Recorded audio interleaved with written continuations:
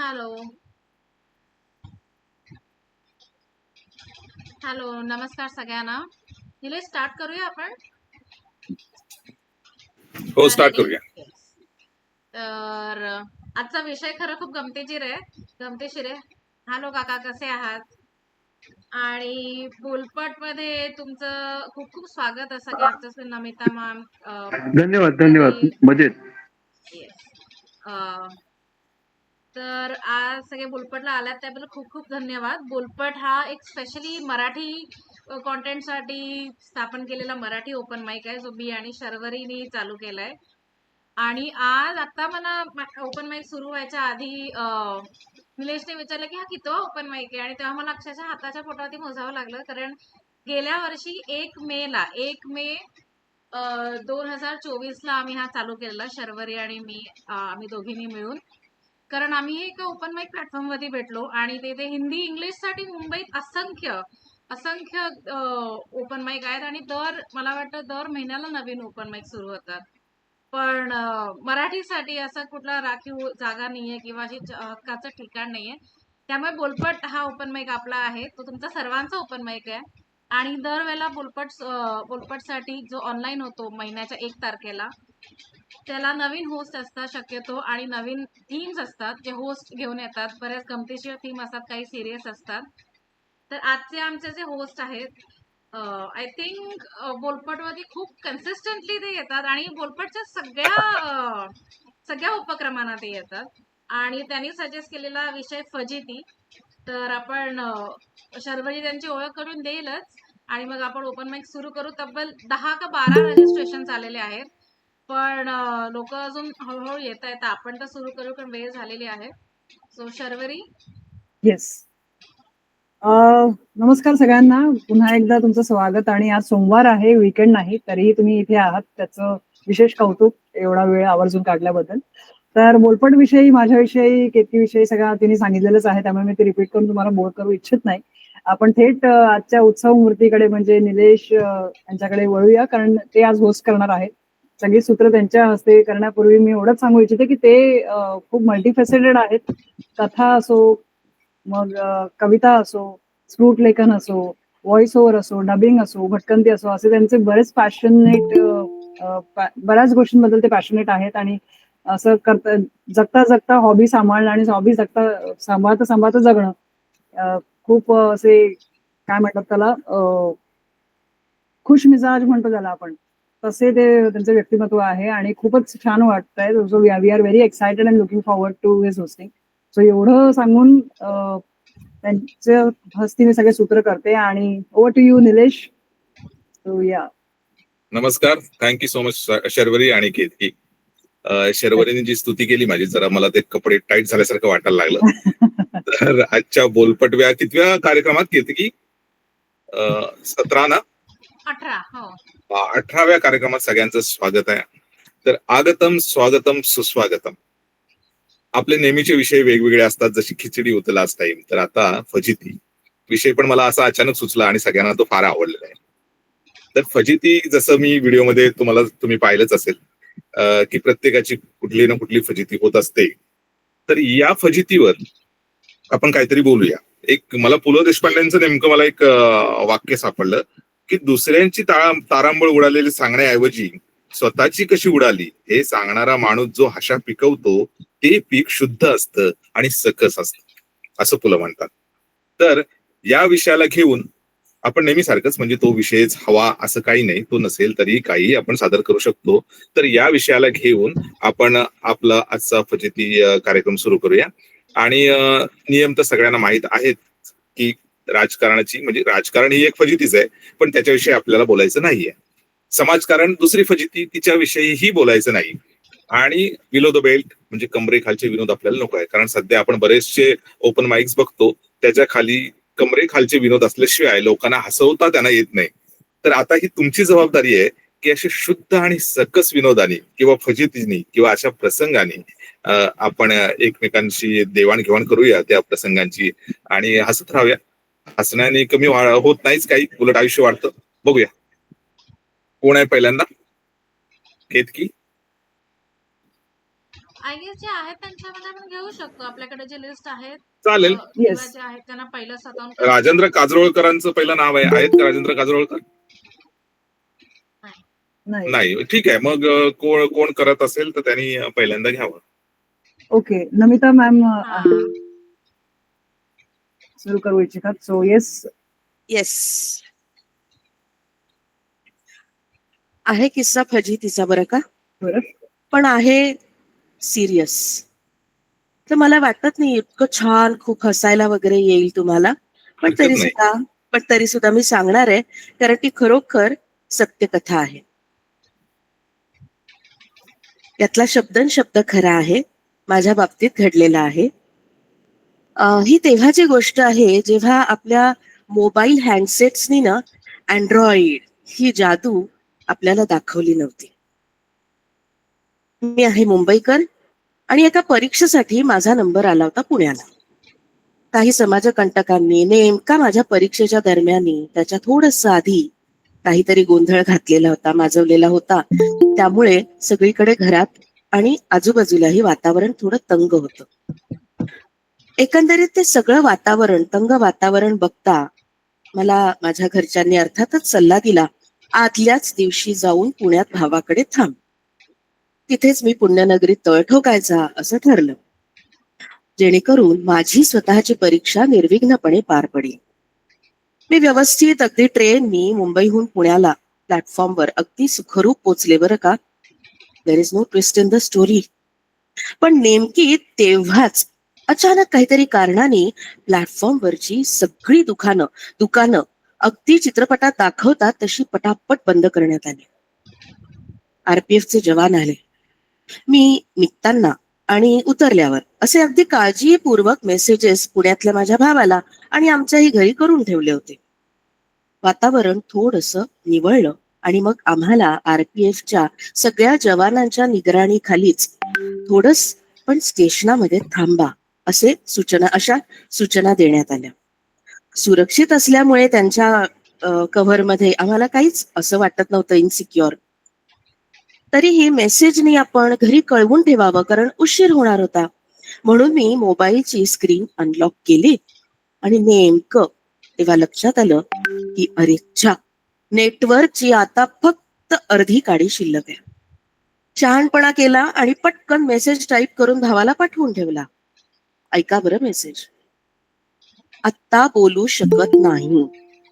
Repeat करते, आत्ता बोलू शकत नाही. सेफ आहे, पण रेंज मध्ये आले की मी फोन करीन. मी खूपच समय सूचकता दाखवून आता हा मेसेज केलाय आणि त्यासाठी घरचे आपल्याला शाबासी देणार आहेत या विचारामध्ये मी होते हो बिचारी.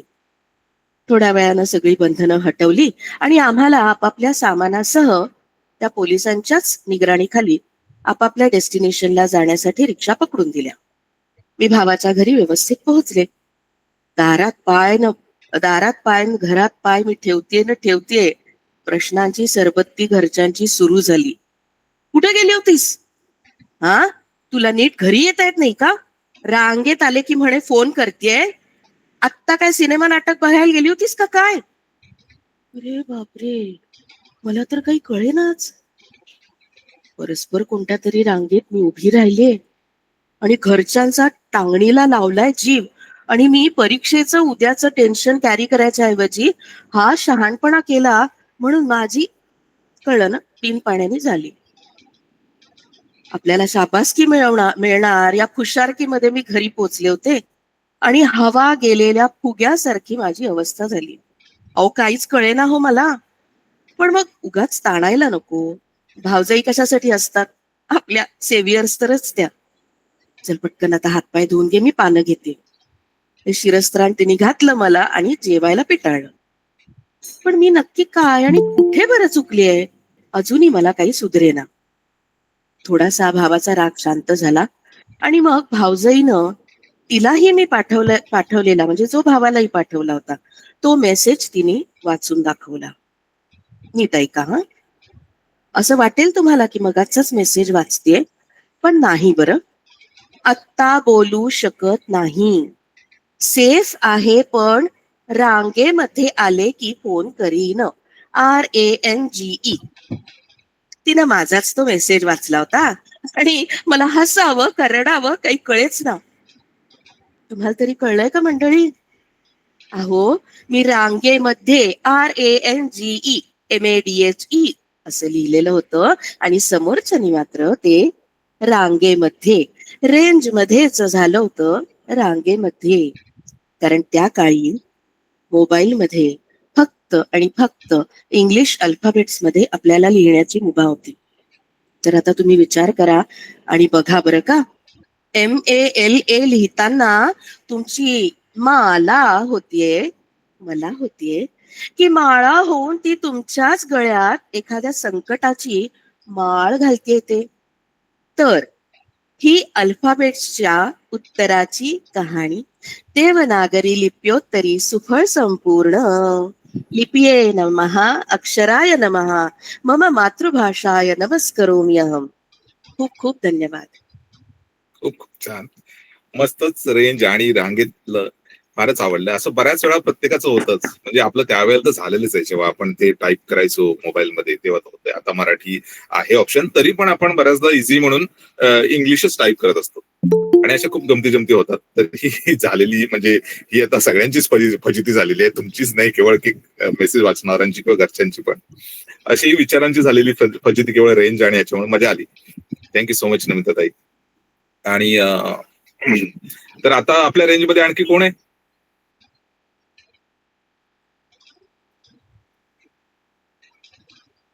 येतील करतोयस थोड्या वेळानंतर. अच्छा, काहीतरी मोठमोठे डायलॉग्स घ्यायचा विचार चाललेला आहे, म्हणजे असं काहीतरी कोट्या बिट्या करायचा. तर कोट्या सुचल्या की मग बघ. काजरोळकर आले का? पहिलं नाव आहे काजरोळकरांचं. दुसरं प्राजक्ता गायकवाड. नेहा आली, आय थिंक नेहाचं आपण घेऊ. नेहा जामसांडेकर. येस. कविता लिहिली आहे. चालेल की? हा चालेल ना. ओके. कळेल. कवितेचं नाव आहे भावना. भावनांमुळेच तर जीवनाला अर्थ आहे, नाहीतर हे जीवन सारे व्यर्थ आहे. कधी भावना अनावर होतात, तर कधी त्या नियंत्रणात राहतात. कधी या भावना हसू आणतात, तर कधी डोळ्यातून वाहतात. कधी यांच्या खोल दरीत आपण पडतो, तर कधी या सुंदर भावनांमुळेच तर आपण घडतो.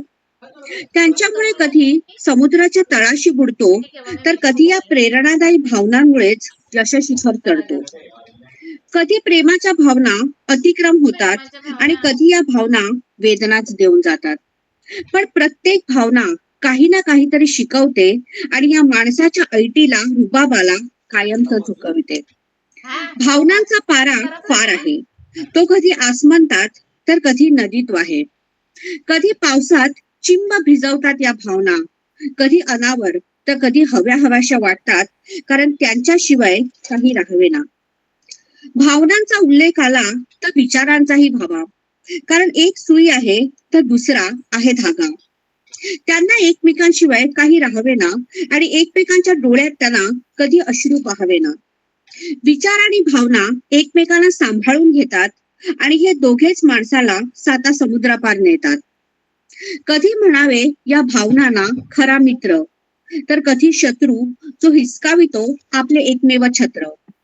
पण हे जीवन जगा, कारण हे जीवन खूप सुंदर आहे आणि विचार आणि भावनांचा समतोल राखा, त्यांचा आनंद लुटा, कारण आपले हे जीवन क्षणभंगूर आहे. थँक्यू. फार फार छान. भावना आणि विचारांचं खरंच समन्वय साधायला पाहिजे. कधी भावना विचारांच्या पुढे जातात, कधी विचार भावनांच्या पुढे जातात. तर खूप चांगली कविता, खूप छान कविता आणि आवडली मला तरी. याच्यानंतर कोण आहे? काकू, शशिकला काकू. पार्टिसिपेंट्स मध्ये बघितलं तर कळेल कोण आहे त्याच्यामधलं. तुम्ही हा, घेऊ शकता. यानंतर आहे उत्तम हिले. आहेत उत्तम हिले?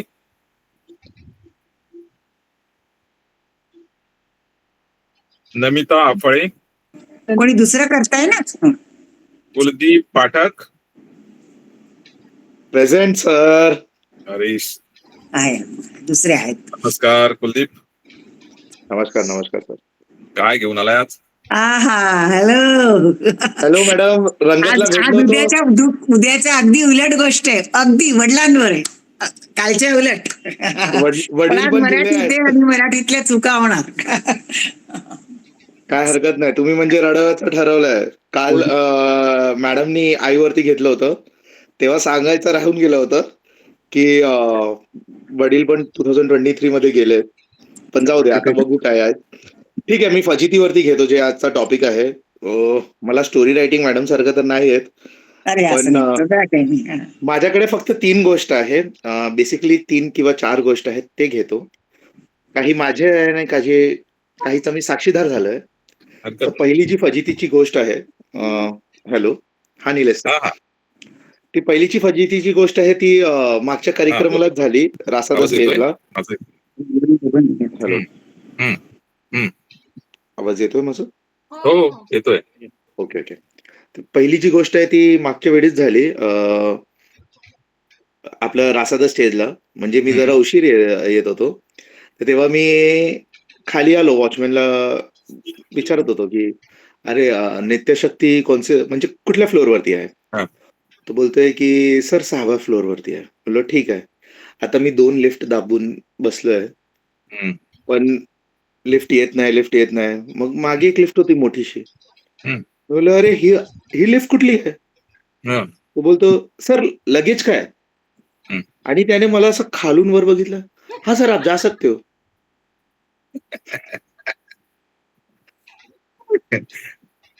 मग तू आला त्या लिफ्टनी?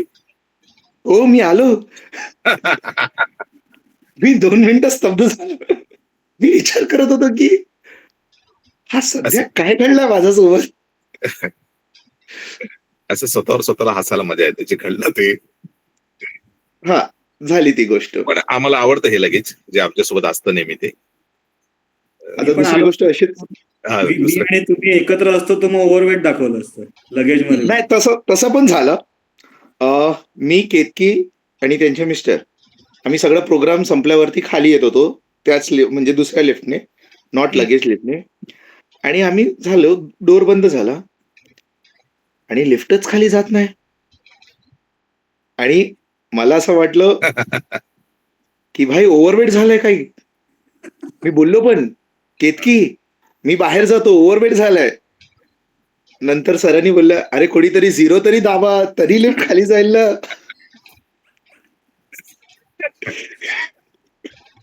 मी बोललो अरे बापरे देवा. मी बोललो 2 गोष्ट मला इथेच भेटले. नाही, मी असं असलं ना तर मी सांगतो की ओव्हरवेट झाले, कोणीतरी बाहेर पडा. म्हणजे मी स्वतःला असं समजायचं नाही सेफ की करतो. आपल्यामुळे झाले. असंच एक गोष्ट चर्चगेट स्टेशनला झालं, काहीतरी वेगळं दुसरं काय होतं. म्हणत होतास? चर्चगेट स्टेशनला झालं. हा. तर मी जेव्हा जिथे आधी काम करायचो माझगाव डॉकला, तिथे मी आधी नाईट शिफ्टला होतो. आणि मी म्हणजे एक पॅनल, म्हणजे माझं केबिन सारखं होतं, तिथे बसायचो. मला डायरेक्टली एकदम फील्ड वर्क, म्हणजे शिपवरती वर खाली, आणि खूप मोठी शिप असते वॉरशिप, तर वर खाली या, तिथे केबलचं काम बघा वगैरे. मी एवढा थकलेलो त्या दिवशी, एवढा थकलेलो. आणि माझं अंग पूर्ण ना, म्हणजे असं मला वाटलं की भाई सुजलंय माझं अंग. आणि मी लिटरली चर्चगेट स्टेशनला आहे ना, असं म्हणजे ना, एखादा माणूस कसं म्हणजे स्नेक सारखं ग्लाइड करत करत चालतो, म्हणजे हिंदीत त्याला रेंगणं म्हणतात ना, तर मराठीत काय म्हणतात? सरपटत. एक्झॅक्टली, सरपटत चालत होतो. आणि जर कोणी चर्चगेट वरनं कधी आयुष्यात त्याचं म्हणजे असं दुर्भाग्य झालं असेल, तर संध्याकाळी 7:30 वाजता चर्चगेट पासून विरारची लोकल पकडायची आहे. विरार लोकल. आता विरार लोकल पकडण्यासाठी तुम्हाला फर्स्ट क्लासमध्ये बसायचं असेल, तर ट्रेन येऊन जिथे फर्स्ट क्लासचा डब्बा येतो, तिथे आपल्याला चढायचं नसतो. आपल्याला थोडा पुढे उभा राहून येणाऱ्या ट्रेनच्या स्पीडमध्ये चढून यावं, ते आत जाऊन सीट पकडावी लागते. आता जर मधला जो फर्स्ट क्लास असतो, त्याला लागून एक अपंगचा डब्बा असतो, दिव्यांग डब्बा. आता मी सरपटत थोडा पुढे चाललो. आणि आपण जसं ट्रेन येत असते, तर आपण बॉडीमध्ये आपल्या हालचाल वाढते आणि आपण एकदम प्लॅटफॉर्मच्या कोपऱ्याला येतो. तर मी सरपटत, आणि माझा हात पाय जरा असा होत होता, बॉडी अशी थोडी थकलेली होती, म्हणजे बॉडी लँग्वेज खूप लो होती. आणि मी थोडं असं बघत होतो, तेव्हा एक माणूस मला हात धरतो आणि बोलतो, ए भाई पीछे आ. विकलांग वाला डब्बा पीछे है, आराम से चढ. माझ्या बॉडी लँग्वेज असं वाटतंय का तुम्हाला? तर छान, मस्त. आणि फजिती तर लहानपणापासून झाली आहे. हम्म. जर म्हणजे माझे फ्रेंड्स असायचे ते 199, 200 असे दिवाळी सेलमध्ये जीन्स घेऊन यायचे. हम्म. मला कधीही त्या सेलचा आहे ना फायदा घेता आला नाही. हम्म. कारण मी जेव्हाही कुठल्याही दुकानात गेलो तर तेव्हा ते म्हणजे असं हाफ जीन्स घ्यायची किंवा फुल जीन्स घ्यायचे, तसे पोटावरती कमरावरती ते मेजरिंग टेप लावायचे आणि बोलायचे, अंकल आपका बेटा थोडा हेल्दी है. तर बोले आता काय, तो बोलते की अभी ह्याला आहे ना आता मेन सेक्शन मध्ये शॉपिंग करावी लागेल. हम्म. तर म्हणून मी दिवाळीला 1 आठवडापूर्वी शॉपिंग करायचो. कारण मेन सेक्शन मध्ये कमर बसायची पण हाईट नाही, लेंथ नाही. तर त्यासाठी टेलरकडे जाऊन त्याला कापावं लागावं. असंच एक गोष्ट, एक अजून एक Alter करायला लागायचं. अल्टर, हा फजितीची अशीच एक गोष्ट लहानपणी झाली होती. मी 5वीत होतो हम्म. आणि 8वी मध्ये एक मुलगी होती, ती हम्म. प्रिफेक्ट होती. तर हेड बॉय हेड गर्ल असतात ना, तर ती प्रिफेक्ट होती. बरोबर. आता 8वीच्या रिसर्चमध्ये म्हणजे तिचा म्हणजे आमचा रिसर्च झाला 5वीचा आणि ती इकडे तिकडे सगळ्यांना कंट्रोल करते आणि मी खूप मस्तीखोर होतो. तर तिच्या टार्गेटवरती होतो आणि ती म्हणायची की अरे हा खूप मस्तीखोर आहे वगैरे वगैरे वगैरे असं. तर आता ग्राउंड फ्लोअर मध्ये कॅन्टीन होतं, तिथून फर्स्ट फ्लोअरला आमचं क्लासरूम होतं. तर आता बेल वाजली की सगळे पळत पळत जायचे, कारण कोणीही वॉर्निंग शेवटची बेल वाजेपर्यंत कोणी क्लासरूम मध्ये जात नाही. रिसेसमध्ये सगळे इकडे तिकडे फिरत असतात. आता आत्ताची शाळा कशी आहे माहित नाही, पण आमच्या शाळेत रिसर्च झाले की समजा की भाई मुजरीम सुटलेत कैदखान्यापासून, असं आम्ही धावत पळायचो. तर ती वरती चढत होती आणि तिचा आयडी कार्ड खाली पडलं. आता ग्राउंड फ्लोअरच्या शिड्यांवरती ती वरच्या आहे 4-5 शिडी वरती आहे आणि मी खाली आहे. आता मी आयडी कार्ड लेफ्ट हँडने उचललं आणि तिला हाक मारेपर्यंत ती वर गेली आहे आणि मी 5वीचा मुलगा, माझी हाईट केवढी असणार. मला त्यावेळी सुचलं नाही, मी तिचं स्कर्ट पकडलं आणि असं खेचत होतं की ताई ताई ताई, दीदी दीदी आपका आयडी कार्ड. काही चुकीचं नाही झालं, पण ती टर्न झाली आणि तिने फनकन मला एक चाटा बसवला. बरोबर. तर मी असा आहे, हम्म. असा हात धरून आणि मी बोललो आपका आयडी कार्ड. तिने आयडी कार्ड घेतलं, ती गेली आणि मागे माझे मित्र ते मेहुनाचं सॉन्ग गात उचत होते. एक मित्राचा आहे, तो इथे आहे नाही म्हणून त्याचं सांगू शकतो आणि शपथ ही फजिती मित्राचीच आहे. कोणी कोणी हरिश्चंद्र गडाला गेलाय का ट्रेकिंगला कधी? आम्ही गेलो होतो हरिश्चंद्र गडाला. आता हरिश्चंद्र गडाला ट्रॅक केलं की तिथे लेण्या आहेत, तर लोक लेण्यामध्ये थांबतात. तर आम्ही पण थांबलो होतो लेण्यामध्ये. 18-20 जणांचा कॉलेजचा ग्रुप गेला होता. आमचे प्रोफेसर वगैरे सगळे गेले होते. आम्ही वाईल्ड लाईफचं म्हणून नाईट फोटोग्राफी आणि स्टार्स बघण्यासाठी आम्ही गेलो होतो, स्टार गेजिंगसाठी. तर आता पावसाळ्यात जर खूप पाऊस पडला तर हरिश्चंद्रगड आणि इकडे धुका निर्माण होतो, म्हणजे फॉग येतात. तर तसाच फॉग क्लायमेट होता. आता यावेळी तर भरपूर टॉयलेट्स वगैरे झालेत, पण त्यावेळी टॉयलेट्स नव्हते. 10 वर्षापूर्वीची गोष्ट आहे. तर आपल्याला सध्या बॉटल घेऊन ओपन मध्ये जायला लागायचं. तर त्यावेळी माझा मित्र ओपन मध्ये गेला फ्रेशन अप होण्यासाठी, वॉशरूमसाठी, आणि आम्ही सगळे वरती आहात आणि खूप खूप खूप पाऊस पडतोय आणि म्हणजे खूप क्लायमेट अगदी फॉगी क्लायमेट आहे. आता तो जेव्हा बसला खाली, तो खाली एका दगड मागे बसला आणि त्याला तो वरती बघतो तर त्याला काही दिसत नाही दगडमुळे. मग त्याला हे नाही समजलं अँगलचं, फिजिक्सचं, की तुम्ही वरून बघताय तर तुम्हाला खालचं बरोबर दिसणार, कदाचित तुम्हाला खालून वर नाही दिसणार, पण वरून खालचा बरोबर दिसतो. आणि बेचारा तो बसला होता त्याच्या कार्यक्रमाला, तेवढ्यात फॉग संपला आणि आम्ही सगळे त्याचे दृश्य नाही पाहायचे ते सकाळी सकाळी पाहिले. शाबास. तर कुलदीप, तुझ्या स्टोरीज आणि फजिती जबरदस्त आहे. म्हणजे तुझ्याकडे पण आहे आणि तुझ्या मित्रांची पण आहे. तर अशी मजा आली, पण मस्त किस्से सांगितलेस, छान. थँक्यू. आणि मला माहित नेहमी नाही. आवाज हा, आणि हा, नेहमीसारखं मराठी, तू महाराष्ट्रीयन नसलास, आवाज येतो ना माझा, तरी हो, हो. पण छान मराठी बोललास आणि उत्तम, एकदम मजा आली, ऐकायला पण मजा आली आणि हसायला पण आलं बऱ्यापैकी. तर ही तुझी झाली फजिती खरंच खूप छान होती. त्याच्यानंतर आपण वळूया आपले नेहमीचे उत्सुक आणि काकूंकडे.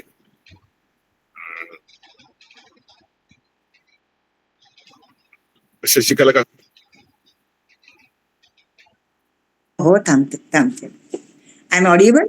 करतात तयार येस. करतात. एक मिनिट हा, काका व्हिडिओ हे करतात ते, तर तेवढ्या पुरतच एकच मिनिट. बोलते तर ते मी आज माझ्याकरता शाळा, जसं मी आपला हा ओपन माईक एक प्रयोगशाळासारखा आहे की आज ही स्टोरी मी पहिल्यांदाच करतेय आणि नेहमीसारखं मराठीत तर ते भाव येते की नाही पहा, जसं मी हिंदीत करते. आणि खरोखर माझ्या स्टोरीचं हेडिंग आहे बाप. पण हे मी दाखवण्याचा प्रयत्न केला मग की आजच्या विषयाच्या की त्या मुलाची फजिती झाली की काय झालं. एक म्हणजे बेजबाबदार, बेदरकार, आळशी, न कमवणारा, बापाच्या जीवावर स्वतःचं नाहीच आपल्या बायकोपुरांचं पण पोषण करणारा, न कमवता त्यांना खाऊ घालणारा, अशा मुलाला ज्या बाप शेवटी कंटाळून किंवा काही काम करतच नाही, त्याला घरातून हाकलून देतो, तर त्याच्या जीवनात काय घडतं ते ऐका. गोष्ट करूनच आहे कालच्यासारखी तेवढी. हाकलून देतो बाप. तर तो कुठे जातो, बापाला हाकलल्यावर बायकोपर्यंत घेऊन 2 लहान पोरं 3 वर्षाचे 5-6 वर्षाचे असे आपल्या वडिलांकडे रोज येणारा त्यांचा खास फ्रेंड, बाकी तो कोण बोलवणार त्याला, अशा बेदरकार मुलाला आपल्या त्या काकांकडे जातो. तर पहा ऐका, रात्रीचे 10 वाजले असते. बापाने घरात हाकललं बेजबाबदार म्हणून, गेला दरवाजा ठोठवला, हात जोडले, काका काका मला तुमच्या घरात घ्या, हो काका मला तुमच्या घरात घ्या.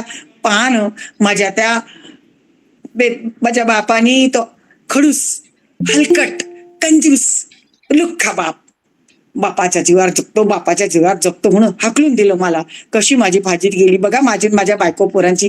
कुठे जाऊ मी रात्री काका, मला तुमच्या शरणी घ्या ना काका. प्रॉमिस देतो मी 15 दिवसात काही करीन, कुठलंही काम शोधीन, मला 1-2 महिन्याचा आसरा द्या ना काका तुमच्याकडे. मला माझ्या त्या खडूस बापाकडे नाही जायचं, आता मला नाही जायचं त्याच्या घरात. काय बोलला, आळशी, तुला आळशीला काय बोलला तो, खडूस बाप, हलकट, कंजूस, लुख्खा. हा, बापाच्या जीवावर तू जगतो म्हणून तुला राग येतो असं तो बोलला. अरे देवाचे आभार मान की तुला त्याच्यासारखा बाप मिळाला. अरे मी असतो ना या जागी 2 मिनिटात तुला रवाना 2 दिवसात हाकललं असतं. काहीच बोलला नाही. काका माझ्याला ऐका ना माझं. बर हे बघ, हे घर आहे, जाऊ दे सगळं, हे घर आहे, हे खोल्याचं आहे, कामापुरतं सगळं सामान आहे, काही लागेल तर घरातून घ्या आणि उद्या सकाळपासून काम शोधायचं बरं. हो काका, हो उद्यापासून. आणि मग सुनेकडे बेटा हे बघ, हे फ्रीजमध्ये दूध वगैरे आत्ता हवं असेल ना, तो मुलांकरता वापर हा.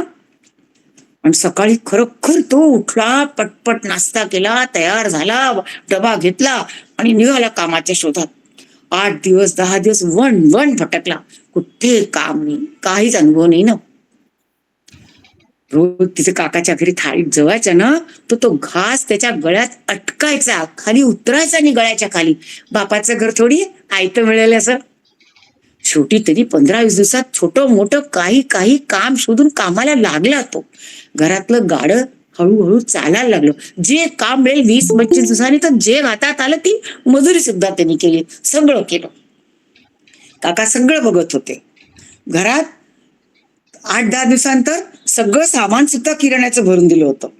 आणि त्याला रोज काका कामगार जाताना 5,000, 2,000, 1,000, 6,000 असे पैसे देत होते की तुला कधी कामाची जरूर पडली, कोणाला द्यावे लागले, हे पैसे ठेवतो.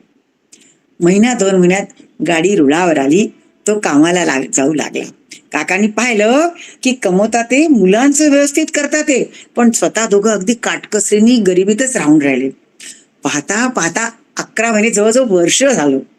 एक दिवस तो मुलगा आला आणि काकांच्या पाया पडला आणि म्हणाला, काका मी तुमचं तुमचे उपकार आयुष्यभर नाही विसरणार हो काका, मी तुमचे उपकार आयुष्यभर नाही विसरणार. तुम्ही मला आसरा नसता दिला तर माझ्या त्या बापाने माझी अशी फजिती केली, मग कुठे गेलो असतो काका, मी कुठे गेलो असतो. मी तुमचं आयुष्यभर उपकार मानीन. आणि त्यांनी 1,00,000 रुपये काकांच्या हातावर ठेवले आणि म्हणाला, काका मी पूर्ण हिशोब ठेवत होतो, तुम्ही मला हे पैसे देत होता ना, आतापर्यंत तुम्ही माझ्यावर 1,00,000 रुपये खर्च केले, रोज देत होता 5,000, 2,000, 3,000, हे मी तुम्हाला परत करतो काका. आणि वचन देतो की मी घर भाडं सुद्धा आज संध्याकाळी 3 महिन्याचं देईन आणि बाकीचं हळूहळू चालू महिन्याबरोबर मी परत करीन काका. मी आभारी आहे तुमचा. काका हसायला लागले आणि म्हणाले, अरे बेटा, मला खूप वाईट वाटतं रे की तू एक बाप असून तुझ्या बापाला नाही समजू शकला रे. 2 पोरांचा बाप तू, आणि तू बाप नाही समजू शकला की बाप काय असतं. अरे तुला काय वाटतं, मी हे दान धर्म करण्याचा ठेका घेतलाय का? हे दान धर्म करण्याचा मी काही ठेका घेतलाय माझ्या घरात कोणालाही खाऊ घालीन आणि ते तुझ्यासारख्या निकम्या बेदरकार मुलाला, बेजबाबदार मुलाला? नाही हो नाही. अरे तुझा बाप माझ्याकडे 1,00,000 रुपये देऊन गेला होता. हे सगळं सामान आहे ना तुझ्या बापाने भरलेलं आहे आणि तो 11 महिन्यापासून तुझं घराचं भाडं भरतोय रे, घराचं भाडं भरतोय. अरे बाप आहे ना दिसतो कडक, पण आतून तो अगदी कापसासारखा, मोमासारखा मऊ असतो रे. बाप समजला नाही तू, बापाला समजला नाही बाप काय असतो. आला होता तुला घरात हकलल्याच्या 4 दिवस आधी माझ्याकडे, हात जोडून म्हणाला, अरे माझा मुलगा मार्गी लागत नाहीये रे, माझा मुलगा मार्गी लागत नाहीये, मी सगळे प्रयत्न करून हारलो, मी त्याला घरात हकलतोय, तुझ्या दारी तो येईल, त्याला तू शरण दे आणि कसंही करून त्याला कामाला लाव. माझ्या नातवांचं ते माझ्या सुनेचं काय होईल जरा ठिकाणी नाही पडला तर. मुलगा म्हणाला, काका खरंच सांगताय, माझ्या पप्पाने दिले हे पैसे? हो मग काय, मी थोडी दिले. पैसे खाली ठेवले तसाच घरी पळाला, दौडत गेला. दरवाजा ठोठवला, पापा मी आलो, पप्पा मी आलो, बाबा मी आलो तुम्हाला भेटायला. त्यांना हे काहीच माहिती नाही. आणि त्यांनी हे पण सांगितलं की एवढा मोठा तो बिझनेसमॅन, त्यांनी किती ठिकाणी त्याच्याकरता एड्या झिजवल्या, नाक रगडलं, मोठ्या लोकांच्या दारी गेला, हात जोडले, तेव्हा त्याला काम मिळालं होतं. हे पण नाही सांगितलं त्यांनी. आणि मग तो गेला तर बाप म्हणाला, हे बघ, पैशासाठी किंवा इथे राहण्यासाठी आला असशील तर माझ्या घरात तुझी जागा नाही, मला तुझं पाहायचं नाही हे सगळं. बाबा मला नकोय तुमचा पैसा, बाबा मला तुमचा पैसा नकोय, बाबा मला तुमचं घर नको, प्रॉपर्टी नको, बंगला नको, काही नको बाबा, मला फक्त तुम्ही हवं. मी सुधारलो बाबा, मी काम करायला लागलोय. खरंच म्हणतो, हो बाबा विचारा तुम्ही. पाहत राहिला, मग म्हणाला हळूच, बाबा मला म्हातारपणाचा तुमच्या कंध्याचा, तुमच्या खांद्याला आधार द्यायचा आहे, मला तुमच्या हाताची म्हातारपणाची काठी व्हायचंय बाबा, मला तुमच्या दारी पदरात घ्या ना बाबा, परत मला एकदा मिठीत घ्या ना बाबा. मी असं मला वाटलं होतं की तुम्ही माझी फजिती कराल, पण तुम्ही मला माझी फजिती नाही केली बाबा, तुम्ही माझं जीवन बनवलं बाबा, मी तुमचं आयुष्यभर उभारी राहीन, तुमचा आणि काकांचा. आणि बाबा पाहत राहिले त्याच्याकडे आणि त्याला एकदम मिठीत घेतलं. अरे माझा मुलगा आज मार्गी लागला. आणि ही गोष्ट आम्हाला त्या काळच्या राम आणि दशरथाच्या आणि आजच्या मुलाच्या बापाच्या तुलनाशी करू शकतो का आपण? ही एक गोष्ट. धन्यवाद. खूपच छान, खूपच भावनिक आणि नेहमीसारखीच काकूंची गोष्ट अगदी हृदयाला हात घालणारी आणि एकदम तुम्ही त्यात समरसून जाता त्या सगळ्या गोष्टीमध्ये. त्यातली सगळी पात्र तुम्हीच होता आणि खरंच कौतुक करण्यासारखं आहे. अतिशय आनंदाने तुम्ही सांगता आणि सगळी पात्र व्यवस्थित साकार करून अगदी आमच्या डोळ्यासमोर चित्र उभं राहतं. तर थँक्यू सो मच. पाठक आले होते तिथे, तर मला तिथे चाल घालून माझं स्वागत केलं की तुम्ही या वयात सगळ्यांच्या आमच्या या लहान वयाच्या लोकांमध्ये येऊन इतकं करता तुम्ही, तर तुम्ही तुमचं कौतुक. तर शाल दिली काका मॅडमला शॉल भेटलं होतं आणि त्यांचा सत्कार पण केलं होतं. आणि काकांनी काकांचा पण. आणि जेव्हा मॅडम म्हणजे हे गोष्ट वगैरे म्हणतात ना, तेव्हा असं वाटतं की ते पात्र आहे ना समोर आहेत, समोर डोळ्यासमोर दिसतं त्यांना आणि ते आपल्यालाही दाखवतात. हो आणि ते शिकण्यासारखं आहे की म्हणजे जेव्हा ते बापाचं म्हणजे टोनने बोलत होतं कॅरेक्टरचं तेव्हा त्या टोनने एक्झॅक्टली. मुलाचं तेव्हा ते करुण होता त्याच्यात दुःख वगैरे सुपर. सगळ्यांनी तुमच्या बघूया, सगळ्यांच्या लक्ष द्या. शुभेच्छा. तुमच्या हो, सगळ्यांच्या शुभेच्छा आहे म्हणून करते मी आज. हो, आमचा भाग्य. हो. 4 मिनिटाची मर्यादा पाळूया आपण, कारण कार्यक्रम आपल्याला मग वेळेत ती गोष्ट संपवायचा. थोडी मोठी होती त्यामुळे हे झालं. नाही, नाही. आता त्याच्यानंतरच्या याला सांगतोय मी. तर हरकत नाही. मागे पुढे चालतं थोडंफार. ते काय हो एक मला माहिती होतं मॅडम. आणि याच्यानंतर काका तुम्ही करताय काका परफॉर्म करणार आहे. पण माझा जवळ की फजितीवर नाहीये, हरकत नाही. फार वेगळ्या ट्रॅकवर जाणार आहे मी. चालेल चालेल. आपलं नेहमीच काय सगळेच विषयावर करतात असं नाही. तसं वेगळ्या ट्रॅकवर आम्हाला घेऊन जा. एक काय की इकडे बस. हा. अगदी लहान वयात लिहिलेली कविता आहे. या इकडे येऊन जा. वा वा वा.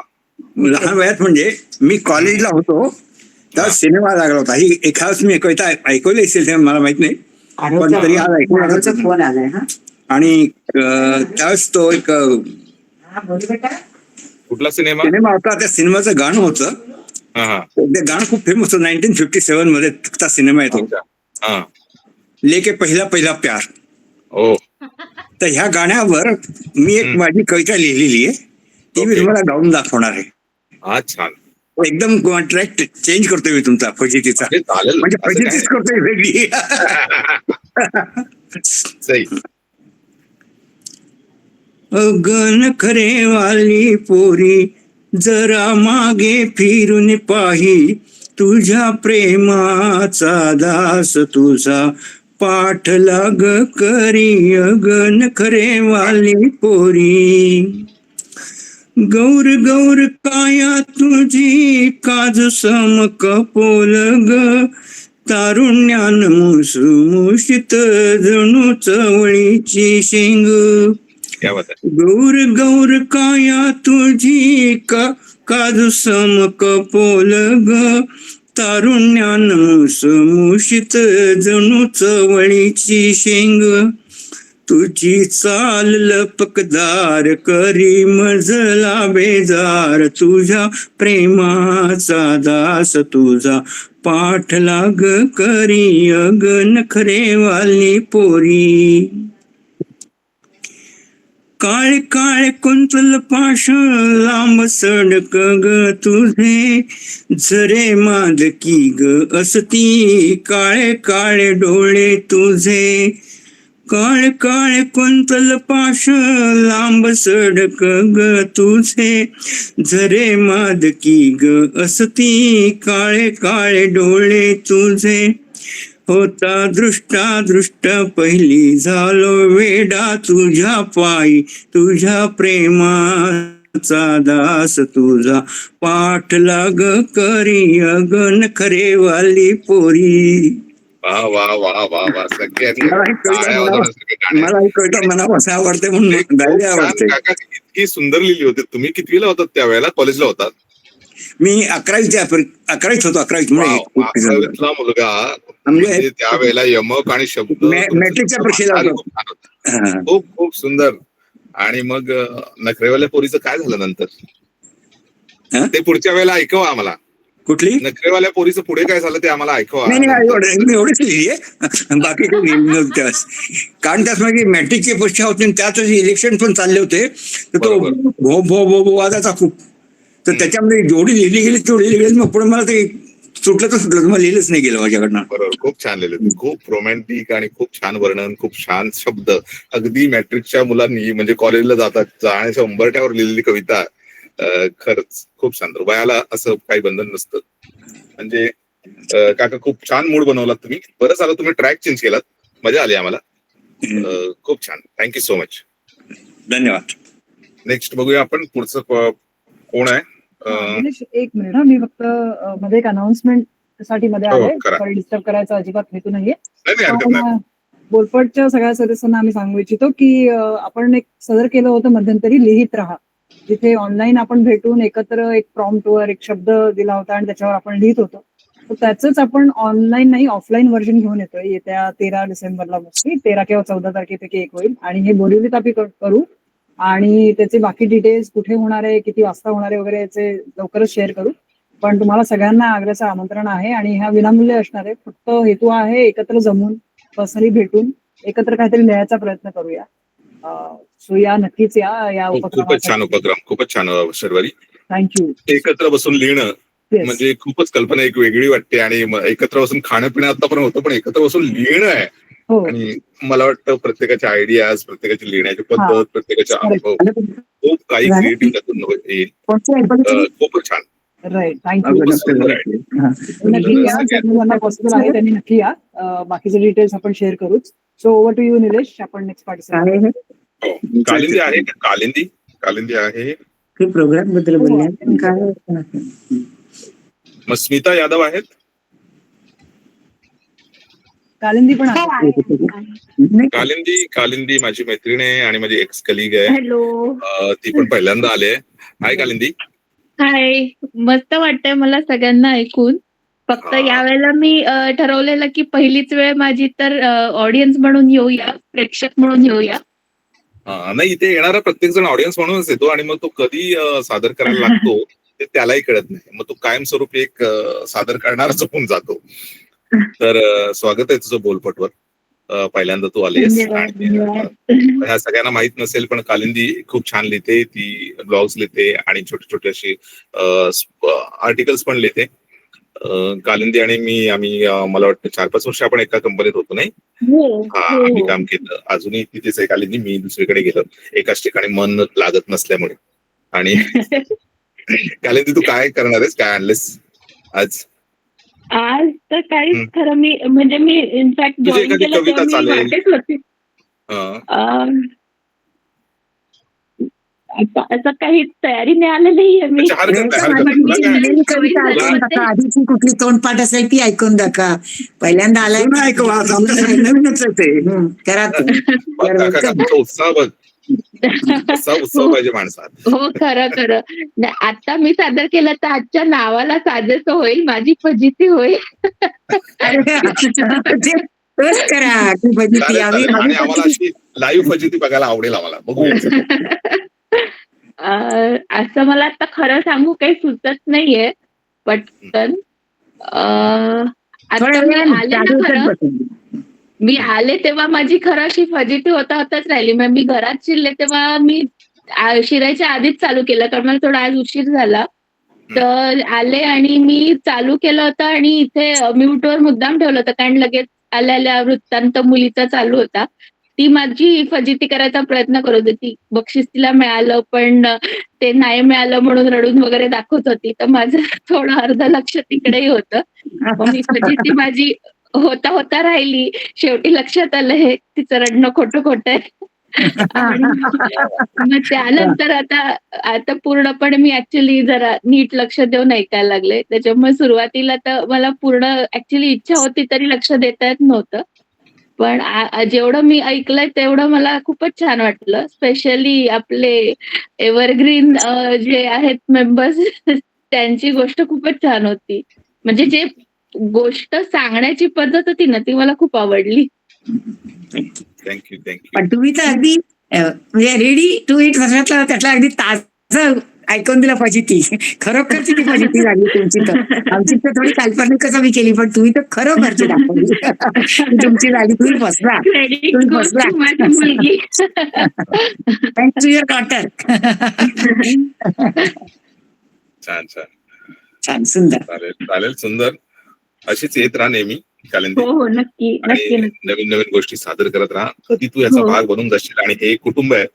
म्हणजे मी माग शर्वरीला बोललो की फूड मध्ये जसं आपलं ऑर्गॅनिक फूड असतं तसं हे वेगवेगळ्या ग्रुपमध्ये किंवा ओपन माईक मध्ये हे एक बोलपट असं आहे. तर त्याच्यामुळे आम्ही भेटत राहतो ऑफलाईन कार्यक्रमांना, ऑनलाईन कार्यक्रमांना तर असतोच नेहमी. दर 1 तारखेला असतो. अजून वेगवेगळ्या आता ग्रुपमध्ये तू असशील तर तुला मेसेजेस येत राहतील, तुला कळत राहील. त्यातलं जे तुला जमेल ते तू अटेंड कर, येत राहा आणि बस मन हलकं करत राहा. आणि आम्हालाही एंटरटेन करत राहा. आम्हीही तुला एंटरटेन करत राहू. याच्या पलीकडे त्याचा काही दुसरा उद्देश नाहीये. आनंदाची देवाणघेवाण हा शुद्ध हेतू. तर पुढच्या ह्याला बघूया आपण पार्टिसिपेंटला कोण आहे. स्मिता यादव आले असतील, राजेंद्र काजरोळकर आले असतील, प्राजक्ता गायकवाड, याच्यापैकी कोण असेल. हॅलो. हा स्मिता, येस. हाय, माझी फजितीच आहे. मी लग्नाच्या आधीपासून मुंबईत आहे आणि दर शुक्रवारी ऑफिसमधून बसने साताऱ्याला जायचं हे ठरलेलं असायचं. शुक्रवारी कधी ऑफिसमधून लवकर निघते असं व्हायचं, मग दुपारीच सगळं काशा गुंडाळायचं आणि साताऱ्याला जायचं. तर मग लालपरी मिळाली तर मग तेच डुलत वगैरे जायचं. तर त्याच्यावर लिहिलं होतं सफर. चल आज सगळं पॉझिटिव्हली घेऊ, ठरवूनच निघाले असं. आज फ्रायडे, हॅशटॅग हॅपी फ्रायडे. आज ट्रॅव्हलिंग वगैरे सब बटर के माफिक स्मूथ होएगा. आलं स्टँडवर, अर्धा पाऊण तास गाडी नाही. म्हटलं अरे आपले पेशन्स वाढले पाहिजेत, पॉझिटिव्ह विचार करायचा. ठरवलंय, मग इतक्यातच माघार कशी घ्यायची. बऱ्याच वेळाने मस्त अशी लालपरी आली. आज लालपरी तर लालपरी खुशीत आत चढले. खिडकीकडेच्या सगळ्या सीट्स ऑक्युपाईड. ठीक आहे, आज वेगळा अनुभव. प्रत्येक वेळी खिडकीकडेची सीट मिळावी असं थोडी आहे. थोड्या वेळाने शेजारच्याशी वाटाघाटी करून तहाची बोलणी आपल्या बाजूने व्हावी अशा समाधानी मुद्रेने खिडकीपाशी बसले. वा काय दिवस आहे. शांततेनं समजावून सांगून रडून आरडाओरडा करून किंवा कोणत्याही पद्धतीनं कोणतीही गोष्ट सांगितली तरी माझ्या घरचे एखादा पाणचट विनोद सांगितल्यासारखे ती गोष्ट सपशेल इग्नोर मारतात. आणि या शेजाऱ्यानं चक्क खिडकी दिली मला. माझ्या जुन्या अनुभवावरून बहुतांश जणांचं बोलणं मेरी खिडकी नाही दूंगा अशा आविर्भावाचंच असतं. मग कानामध्ये नेहमीसारखे इयरफोन्स टाकून सफर सुरू झाला. थोडस अंतर कापल्यावर ही मोठी रांग गाड्यांची. लालपरी थांबावून गेली हो. ते आपलं एवढंस नाजूक शरीर पेलवून घाट चढणं कठीण जात होतं तिला. लहानपणी पाटीवरची पेन्सिल एका विशिष्ट कोनातून ओढली की तुटक रेष ओढली जाऊन एका वेगळ्या प्रकारचा आवाज यायचा. त्याच सारखं लालपरी पुढे जात होती. म्हटलं ठीक आहे, अनुभव, हॅशटॅग बिईंग पॉझिटिव्ह. खिडकीच्या बाहेर पाहिलं, म्हटलं एवढी वेगवेगळ्या प्रकारची वाहनं, ती सुद्धा एवढी शिस्तीत एका मागे एक उभं राहिलेली आपल्याला एरवी कुठं पाहायला मिळाली असती. कानात मंजिल से बेहतर लगने लगे हे ये रास्ते वाजत होतं आणि मनातल्या मनात घरी पिकत घातलेले आंबे दिसत होते. आणि बाहेर रस्त्यावर ही एवढांली गर्दी. मंजिलच बरी आहे म्हटलं, परिस्थितीविषयी पॉझिटिव्ह विचारच करायचा आहे असं ठरवल्यानं मनातल्या आंब्यांना मोठ्या कष्टाने बाजूला सारून गाड्यांच्या हळूहळू होणाऱ्या हालचालीची लय आणि गाण्यांच्या सुरात हरवून गेले. पण मधून मधून भपकन येणारा पेट्रोल डिझेलचा संमिश्र वास माझी तंद्री भंग करत होता. खूप वेळच्या त्या वासानं आणि धुरानं डोकं चढायला लागलं होतं. आता यात काय पॉझिटिव्ह शोधावं कळत नसताना तो पहिली दुसरीतला विनोद आठवला. म्हटलं आहे, डोकं आहे म्हणूनच दुखतंय. घाट ओलांडल्यावर थोडं अंतर पुढे गेल्यावर बरोबर एका हॉटेल समोर गाडी थांबली. आता जेवायला गाडी थांबली असं वाटलं असतानाच ड्रायव्हर गाडी परत स्टार्ट करण्याच्या प्रयत्नात. मग मला कळालं डिझेलची टाकी गळत असल्यानं लालपरीनं आपली साथ मध्यातच सोडली. म्हणजे तो घाटात येणारा वास या गळतीमुळेच होता. तर एव्हाना पॉझिटिव्ह विचार करायच्या माझ्या विचारानं पण प्राण सोडला होता. आणि मग स्वतःला, एसटी महामंडळाला, त्या लाल डब्याला, स्वतःकडच्या सामानाला शिव्या घालत आमची वरात निघाली दुसरी सफर सुरू करायला. धन्यवाद. छान छान छान. सफर आणि प्रवास फारच छान झाला. मस्त. डिझेलचा पेट्रोलचा थोडा प्रवास आला. आपल्याला लहान असताना जो डिझेलचा वास यायचा तो आता येत नाही. म्हणजे अशा मुंबईत तर बऱ्याचशा गाड्या आता सीएनजी वर किंवा इलेक्ट्रिक असल्यामुळे तो वास कुठेतरी मिस करतो. म्हणजे हायवेवर किंवा गावी एखादी गाडी जायची आणि मग डिझेलचा वेगळा सुगंध आहे त्याला. म्हणजे तो पेट्रोलपेक्षा किंवा जळलेला डिझेलचा स्पेशली त्याच्याशी बऱ्याचशा जुन्या आठवणी, बालपणीच्या आठवणी बऱ्याच जणांच्या असतील. गावाला जाताना एसटीचा यायचं. तर तुझी सफर खूप आवडली आम्हाला, खूप छान झाली आणि मजा आली. आता कोण आहे पण सगळी नावं मला वाटतं झालेली आहेत. तर याच्या पलीकडे कोणाचं नाव राहिलं असेल ज्याला सादर करायची इच्छा असेल सुरेश असं कोण आहे? सुरेश आले. कोण दिसतंय का? हो करू शकतो. Yes sir. हा एक मिनिट. ये सुरेश सुरेश आहे. सुरेश कारवान. हा, Karwan. Yes sir. Yes sir. करताय? हो सर. चालेल, येतील त्याच्यानंतर बघूया. ऐकतात आवाज येतोय सर. हो येतोय. काका म्यूट करा.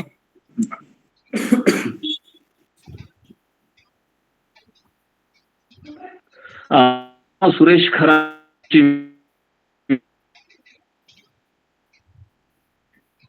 हॅलो. हा, थोडा डिस्टर्बन्स आहे.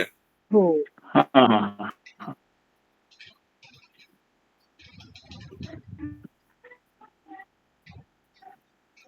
बोला बघू.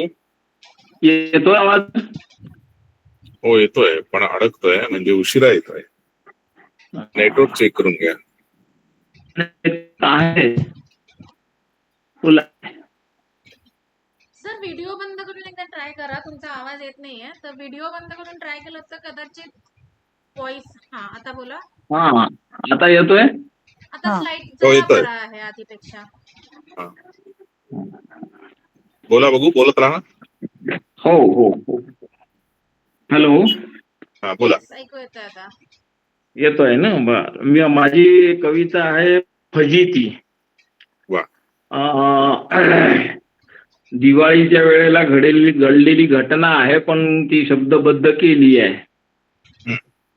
आली आली आली दिवाळी आली. आली आली आली दिवाळी आली. केली केली बायकोने फजिती केली. केली केली बायकोने फजिती केली. म्हणे पैठणी घेईन मी भारी.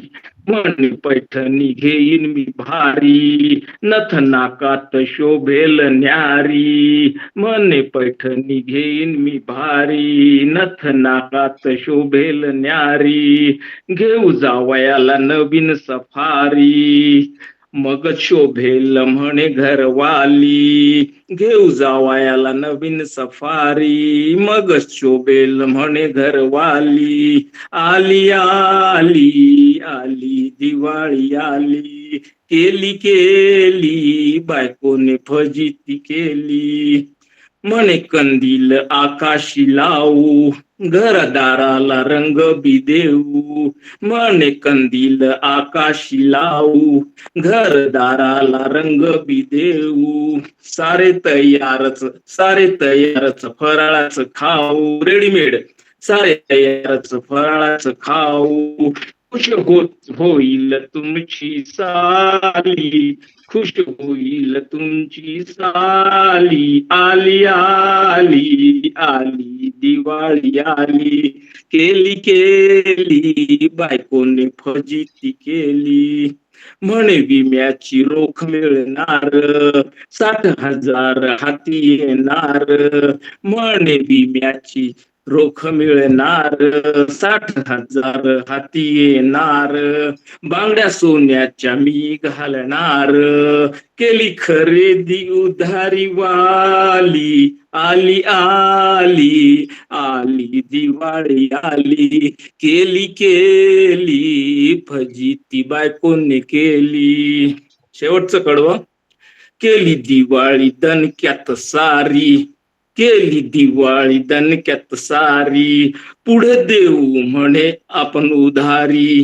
केली दिवाळी दणक्यात सारी. पुढे देऊ म्हणे आपण उधारी. रक्कम हातात अधुरी आली. रक्कम हातात अधुरी आली. मग तनफन तिची सुरू झाली. मग तनफन तिची सुरू झाली. आली आली आली दिवाळी आली. केली केली बायकोने फजिती केली. केली केली बायकोने फजिती केली. थँक्यू. खूप खूप खूप खूप सुंदर. फार छान, फार छान बायकोने केलेली फजिती. आणि हाच विषय घ्यायचा राहिला होता सुरेशजी, तुम्ही सुरुवात करून दिली. सगळ्यात आधी नवऱ्याची फजिती ही बायकोच करत असते. आणि एक मिनिट, फक्त एक मिनिट. बोला बोला. सुरेश कुमार, मी तुमच्या या कवितेवरती गोष्ट साजरी करीन कुठेही, तर चालेल? तुम्हाला काही हरकत नाही ना? म्हणजे त्याला गोष्टीचं रूप देईन, माझ्या भाषेत मीला गोष्टीचं रूप देईन की एक दिवाळी ऐसी भी, असं करून मी म्हणजे ते मला लगेच सुचली गोष्ट. कारण मी क्रिएटिव्हिटी आहे की स्वप्नात जातोय, की स्वप्नात तो असं सगळं कल्पना करतो की बायको सगळं एवढी मागते, मग तो बडबडत राहायला लागला आणि बायकोने बाल्टीवर पाणी ओतलं. मी तिला आणखीन रूप वेगळं देईन आणि मग तुम्हाला त्याचा व्हिडिओ जरूर पाठवेन. तर थँक्यू फार. चला, सुरेश, तुमच्या कवितेवर लगेच आपल्याला गोष्ट पण मिळणार आहे. तर हा ग्रुपच अशी आहे, हा ग्रुपच असा आहे की ही मजाच अशी आहे की ती इथे म्हणजे तांबडा पांढरा पण आहे इथे, आणि इथे पूर्णाच्या पोळीवरती तुपाची धार सोडलेली साजूकता पण आहे. म्हणजे असं कॉम्बिनेशन तुम्हाला कुठे मिळणार नाही. म्हणजे एका ग्रुपमध्ये सगळं आहे, म्हणजे इथे झणझणीतपणा पण आहे आणि इथे एकदम सात्विकपणा पण आहे. म्हणजे प्रत्येक गोष्ट आहे, प्रत्येक, कारण आपण असं लिमिट ठेवलेलं नाही की हेच सादर करा, तेच सादर करा, याच रस्त्याने चला आणि त्याच रस्त्याने चला, जे वाटेल तसं. तर आज सुंदर सुरेशजी, खूपच छान परफॉर्मन्स होता, एकदम मस्त. फिरून आल्यासारखं वाटलंय कोल्हापुरात, साताऱ्यात आणि असं परत मुंबईत आलं. तर धन्यवाद. खूप छान तुमची दिवाळी झालेली आहे आणि आम्हाला पण तुमची फजिती छान आवडलेली आहे. तर परत येऊया आपल्या ह्याच्यावरती. कोण आहे पुढे? काजरोळकर आलेत. तो नाही येऊ शकत ना, त्याची नोकरी अशी आहे ना कचेरी. त्याच्यानंतर मग स्मिता झालेले आहेत, नमिता पण झालेत ना, हो.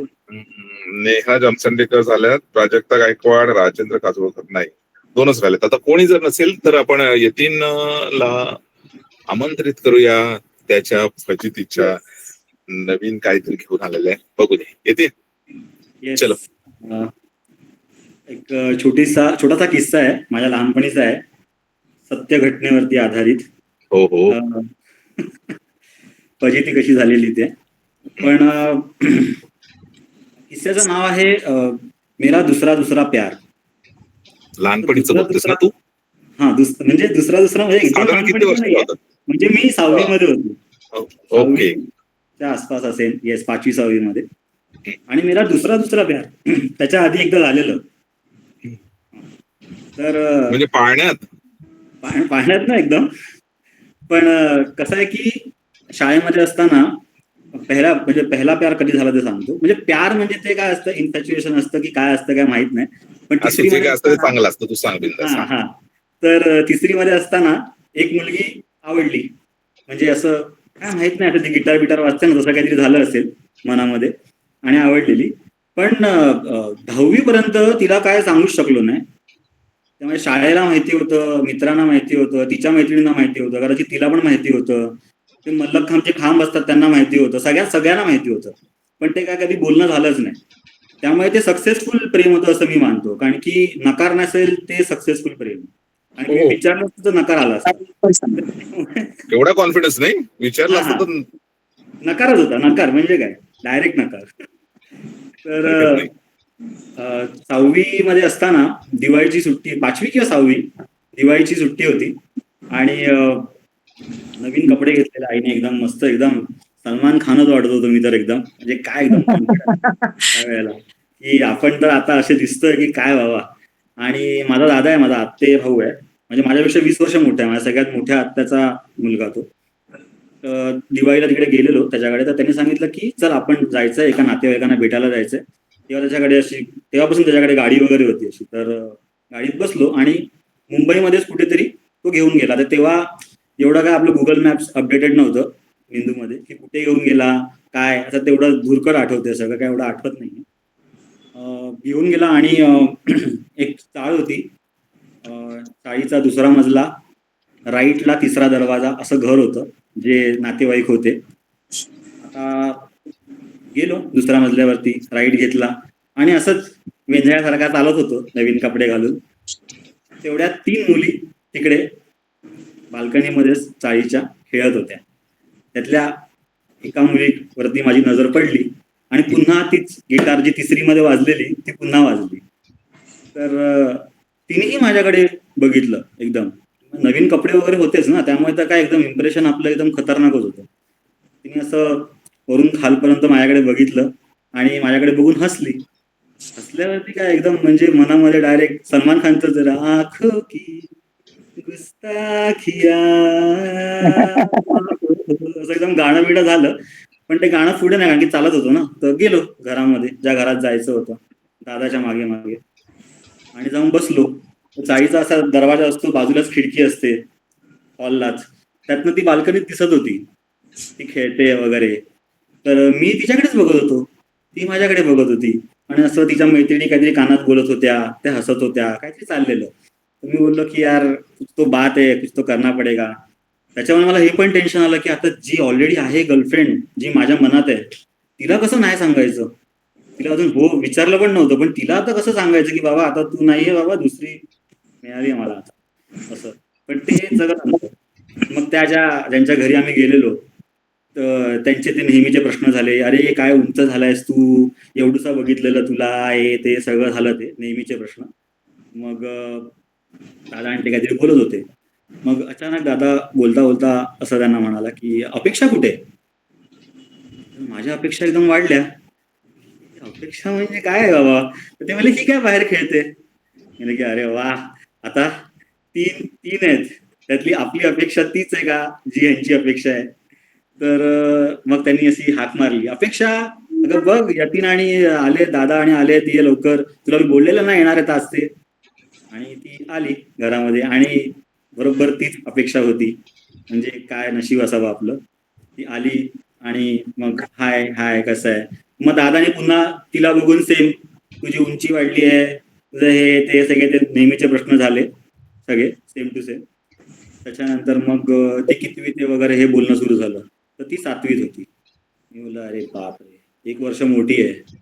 मग परत ते प्रश्न की आता आई बाबांना कसं समजावायचं की माझ्यापेक्षा मोठी मुलगी आहे, चालेल का?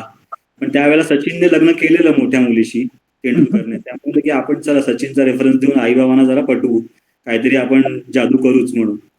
तर हे सगळं आपल्या मनातच चाललंय. म्हणजे आपण लग्नापर्यंत वगैरे पोचलेलो तिकडे बसल्या बसल्या.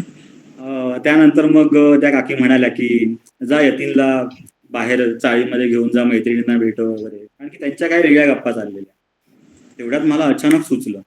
मी बोललो हे नातेवाईक आहेत, म्हणजे बहीण बीण तर नाही ना? तर तो पण एक मुद्दा क्लिअर करून घे ना, तर दादाबाई नवरोजी व्हायचं, तसं नको व्हायला. तर म्हणून मी दादाला विचारलं, अरे हे नातेवाईक म्हणजे नक्की कोण आहेत रे? तर ते बोलले की अरे ही माझी आतेबहीण, तर तुझे असे डायरेक्ट काय नातेवाईक लागत नाही, असं तो बोलला. आणि एकदम मला हायचं झालं. भांडत पडला.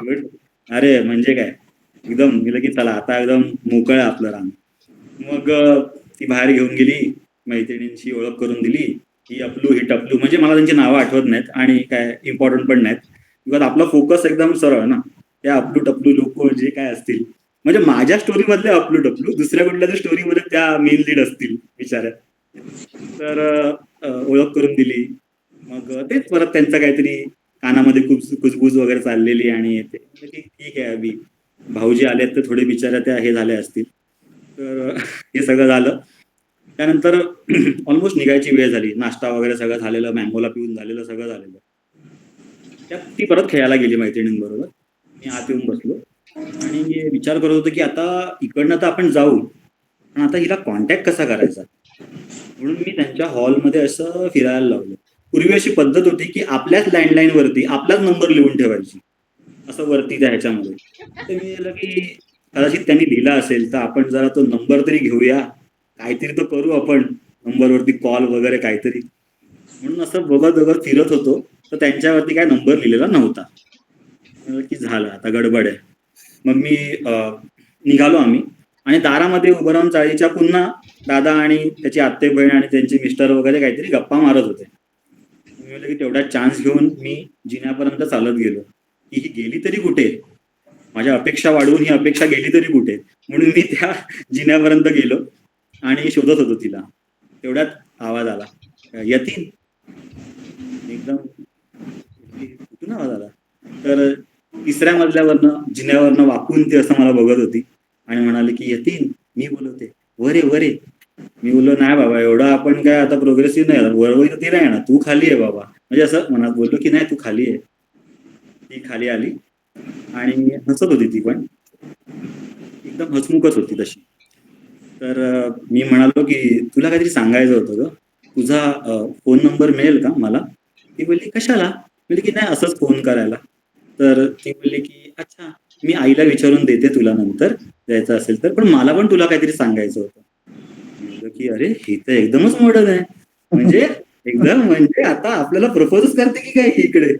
छान मी बोललो सांगितलं. की काय सांगायचंय? ती बोलली की अरे ऍक्च्युली ना तू आलायस ना तेव्हापासून ना तुझ्या पॅन्टची झीप ओपन आहे. आणि असं जोर जोरात हसायला लागली ती.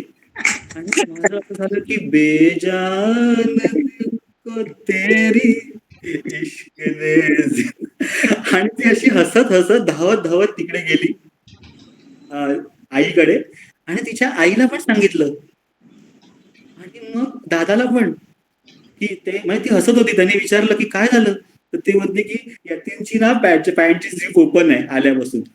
मी बोललो अरे बाबा आधी माझ्या हृदयाला तू एवढे त्याला त्रास दिला तर तू तिकडे जाऊन त्यांना पण सांगतेस. त्याच्यावर तिला आई ओरडली तिची, म्हणजे एकावर एक वार होत सुटलेले माझ्यावरती. आई बोलली असं करतात का, लहान आहे ना तो तुझ्यापेक्षा, असं करतात का, ताई आहेस ना तू त्याची. माझी वाट लावून टाकली. त्यात माझा दादा, म्हणजे कोकणी लोक तर तुम्हाला माहितीच आहेत, त्यांना तर चान्सच पाहिजे.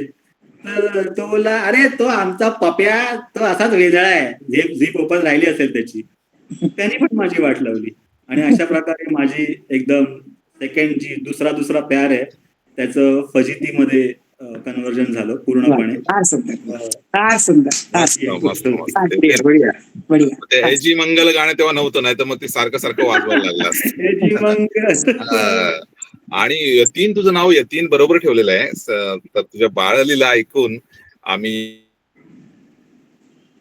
फार प्रसन्न झालं. खूपच मजा आली. आणि एक तर एवढं मनातलं म्हणजे असं मोकळं ढाकळं बोलता येणं आणि तेवढं म्हणजे तेवढी कम्फर्टेबल तुम्ही सगळे आहात त्याच्याबद्दल खरंच खूप खूप धन्यवाद. आणि असेच राहा, असंच थोडस बेल्ट गेलं. हा नाही, असंच व्यक्त व्हायला पाहिजे माणसाने. आणि अनोळखी, जवळपास अनोळखी माणसांसमोरच आपण व्यक्त होतोय, म्हणजे एवढं काय प्रत्येकाचं पूर्ण नाव किंवा कुठं राहतो हे पण आपल्याला माहित नाही. तर ह्याच मोठेपणा या ग्रुपचा आणि ह्या ग्रुपच्या फाउंडरचा, केतकी आणि शर्वरी यांचं पुन्हा एकदा पुन्हा आभार. आणि एवढे छोट्याशा 4-5 पार्टिसिपेंट्स असताना सुरुवातीला हा ग्रुप म्हणजे चालू ठेवला आणि सतत त्या काय ना काहीतरी करत राहिल्या, सतत नवीन प्रोजेक्ट, नवीन काय वेगवेगळे ऑफलाईन ऑनलाईन प्रोग्राम्स आणत राहिल्या आणि अजूनही आणतायत. तर त्यासाठी आम्हा सगळ्यांकडून खूप खूप धन्यवाद. बोलपटचं पुढचा कोण आहे पार्टिसिपेंट बघूया आपण. अश्विनी बागलकर झाल्यात का? काय सादर करणार आहेत? आय थिंक शर्वरी करते.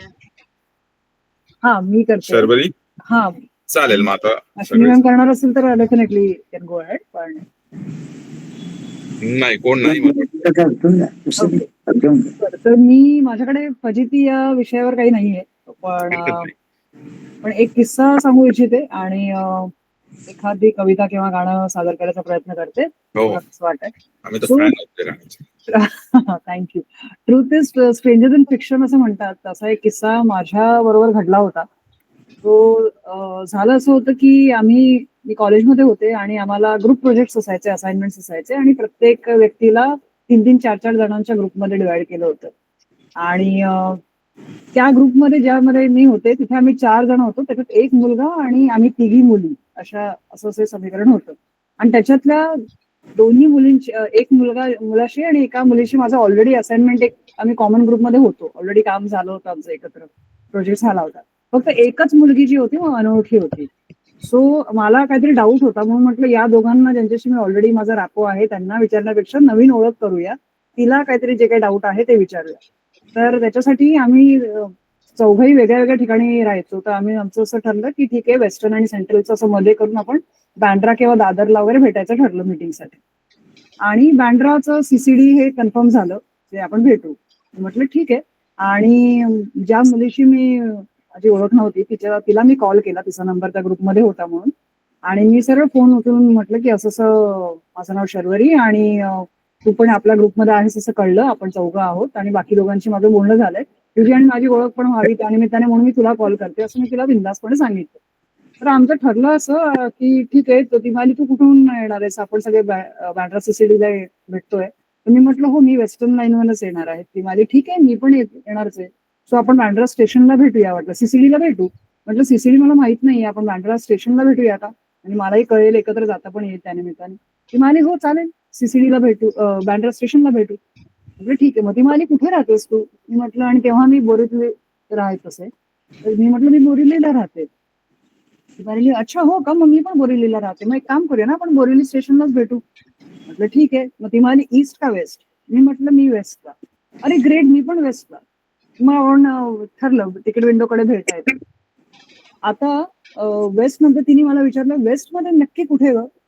मी म्हटलं अगं स्टेशन पासून बरंच लांब आहे तसं, टेंटेटिव्हली असं तुला एक ढोबळ अर्थाने सांगायचं असेल लँडमार्क, तर मी डॉन बॉस्को स्कूल असं म्हणेन. ती म्हणे काय सांगतेस, अगं मी त्याच एरियामध्ये आहे, मग डॉन बॉस्कोला भेटू. म्हटलं ठीक आहे, ओके डॉन बॉस्कोला भेटू, इव्हन बेटर, मला जरा जवळच पडेल. मी म्हटलं ऍक्च्युली डॉन बॉस्को तसा लांबचा लँडमार्क आहे, खूपच जवळ सांगायचं असेल तर लिंक रोडला एक लिंक व्ह्यू रेस्टॉरंट होतं, तिथे भेटायचं ठरलं. मी म्हटलं लिंक व्ह्यूला, म्हणते काय सांगतेस तू, माझा पत्ता सांगतेस का तुझा पत्ता सांगतेस, मी त्याच एरियामध्ये आहे अगं. मी म्हटलं काय सांगतेस, ओके लिंक व्ह्यूला भेटू. मग ती म्हणाली एक मिनिट थांब, लिंक व्ह्यूच्या बाजूला 2च बिल्डिंग आहेत, स्वप्नील आणि सुयोग, तू स्वप्नील मध्ये आहेस का. मी म्हटलं नाही, मी सुयोग मध्ये. अगं ती म्हणाली अगं ती माझीच बिल्डिंग आहे, तू नक्की कुठल्या विंग मध्ये आहेस.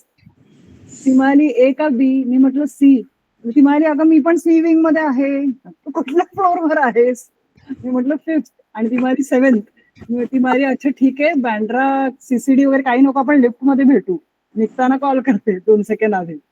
असं करून आम्ही भेटलं ते, आणि हे अक्षरशः कुठल्या पिक्चर मध्ये दाखवलं असतं तर असं वाटतं की असं थोडंच घडतं खऱ्या आयुष्यात, पण हे ऍक्च्युली घडलं, आणि मला ते अजूनही अनबिलिव्हेबल वाटतं की truth is stranger than fiction म्हणतात तसं. आणि एक छोटासा किस्सा सांगते. झालं असं की कोणतं एक हसीना थी नावाची एक फिल्म आली होती उर्मिला मातोंडकरची, कोणी पाहिली आहे का.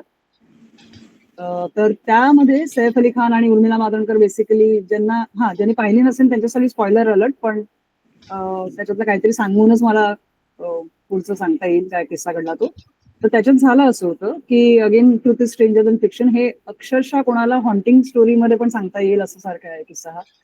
की मी ती फिल्म बघत होते, आणि बघता बघता ऑफकोर्स एक असा टप्पा आला जिथे उर्मिला मातोंडकरच्या घरी सैफ अली खानचा मित्र येतो आणि म्हणतो माझी ही बॅग आहे, मी ते घेऊन जाईन 2 तासांनी, इथे ठेवली तर चालेल का, कारण मी मुंबईत कोणाला ओळखत नाही. तर आणि सैफ अली खान बरोबर तिचं कॉर्डिनेशन होतं की हा तो माझा मित्र येईल, त्याची बॅग वगैरे ठेवून घे. ती म्हणाली हो हो अर्थात, तो आला तर मी त्याला चहा नाश्ता पण विचारेन, तू काळजी करू नकोस, मी त्याचं व्यवस्थित म्हणजे एक मेहमान नवाजी म्हणतात तसं आपण सगळं करेन व्यवस्थित, डोंट वरी.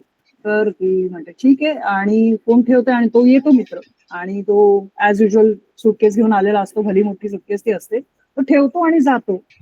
आणि हा प्रसंग मी पाहिला, आणि त्याच्यानंतर तो 2 तास झाले, 2.5 तास झाले, 3 तास झाले, तो येतच नाही. आणि थोड्या वेळाने म्हणाली येईल असं ती विचार करून जेव्हा टीव्ही बघायला बसते, तेव्हा न्यूजवर असं दाखवलं असतं की तोच टेररिस्ट होता, आणि त्याचा एन्काउंटर झाला आत्ताच त्या एरियामध्ये, आणि ती हादरते की अरे बापरे, आता ही व्यक्ती जी आली होती ती टेररिस्ट होती. तर त्या क्षणी हे सगळं बघताना दृश्य मला एकदम असं झालं की ओव्हरवेल्म झाले. मी म्हटलं असं ऍक्च्युली कोणाच्याही आयुष्यात घडू नये, पण घडू शकतं, दिस इज व्हेरी व्हेरी पॉसिबल. तर मी लॅपटॉप बंद केला आणि 2 मिनिटं विचार केला की अरे बापरे, असा काही कुठला माणूस व्यक्ती माझ्या आयुष्यात आली तर काय होईल. कट टू 2 मिनिटांनी मी स्वतःला सावरलं, पुन्हा ती फिल्म कंटिन्यू केली, पाहिली आणि संपवली. संपवल्यानंतर मला इन्स्टावर काहीतरी समबडी स्टार्टेड फॉलोईंग असं दिसतं ना, काहीतरी असं बारीक अक्षरात दिसलेलं दिसतं. म्हटलं कोण आहे हा, तर इथे दिलं होतं mister Gopal started following you. म्हटलं कोण गोपाल, मी विचार करते माझ्या फ्रेंड सर्कलमध्ये कोणी नाही, रिलेटिव्ह पैकी नाही, दादाच्या मित्रांपैकी कोणी नाही, आमच्या फॅमिली फ्रेंड्स पैकी कोणी नाही, प्रोफेशनली कोणी नाही ओळख, कोण आहे. तर म्हणून मी डीपी मला दिसे ना, म्हणून मी डीपीचा स्क्रीनशॉट काढला आणि एनलार्ज केला. तर तुम्हाला विश्वास बसणार नाही, तोच ऍक्टर होता जो मला रॅन्डमली फॉलो करायला लागला होता. तिच्या घरी येतो उर्मिलाच्या, आणि मला असं झालं की हे कसं शक्य आहे. आणि त्याचे आमचे काही कॉमन फ्रेंड्स नाहीत, किंवा काही आमचं बोलणं झालं नाही, किंवा त्याला कुठून काय लिंक लागली मला माहित नाही, पण हा अतिशय असा विलक्षण अनुभव मी घेतला आणि मला कळेना की कसं रिॲक्ट करावं यावर. So this is one thing that I wanted to narrate, की असंही घडू शकतं आयुष्यात, जे माझ्या आयुष्यात घडलं. सो या टू एंड, आपल्याकडे वेळ असेल तर मी आणखीन एक छोटीशी गाण्याची झलक ऐकून मग हो आहे वेळ. तीन पार्टिसिपेंट झालेले आहेत. इतर कोणाला पुन्हा करायचं असेल सेकंड राऊंड तर डेफिनेटली मोस्ट वेलकम. अगेन आता हे फजितीशी रिलेटेड नाहीये, पण हे माझं पहिलं गाणं आहे जे माझं खूप very very close to my heart. कारण हे असं पहिलं एकमेव मराठी गाणं आहे जे मी फक्त स्वरबद्ध नाही तर लिहिलं सुद्धा होतं. आणि अक्षरशः त्या काळी मी र ला ट करत होते आणि आताही तेच करते, फक्त आता कळतंय की मी तेव्हा ते करत होते, एवढाच फरक आहे.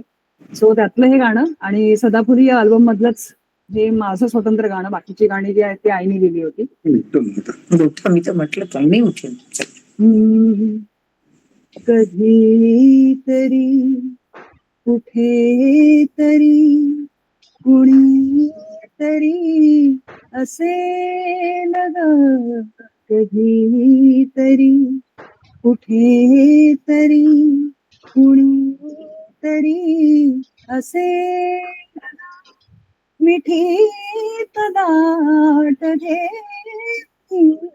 मला जरा पुसेल ग, कधी तरी कुठे तरी कुणी तरी असेल ग, एक नाते ओळखीचे एक जे नवे नवे, एक बंध रेशमाचे वाटते हवे हवे, आज आहे जो दुरावा, आज आहे जो दुरावा, तो उद्या नसेल ग, कधी तरी कुठे तरी कुणी तरी असेल ग,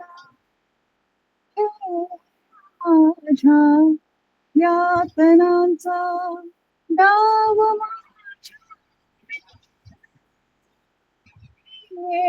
माझ्या यातनांचा डाव,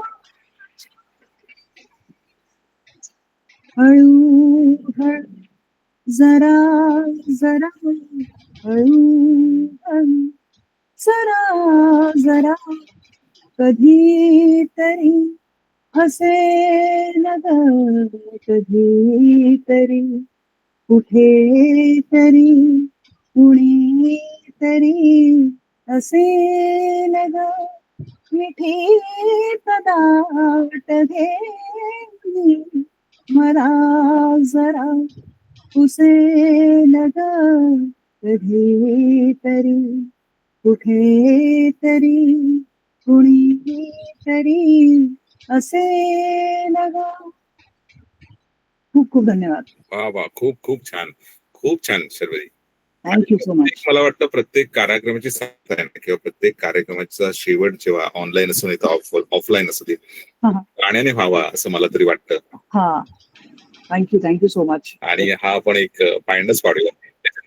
एक म्हणजे एक शांत वाटतं ना ही गाणी ऐकताना तुझी, की खरंच एकदम आमचा दिवसभराचा बीपी सगळा एकदम लेवलला येतो आणि खूप छान वाटतं. मस्त, छान.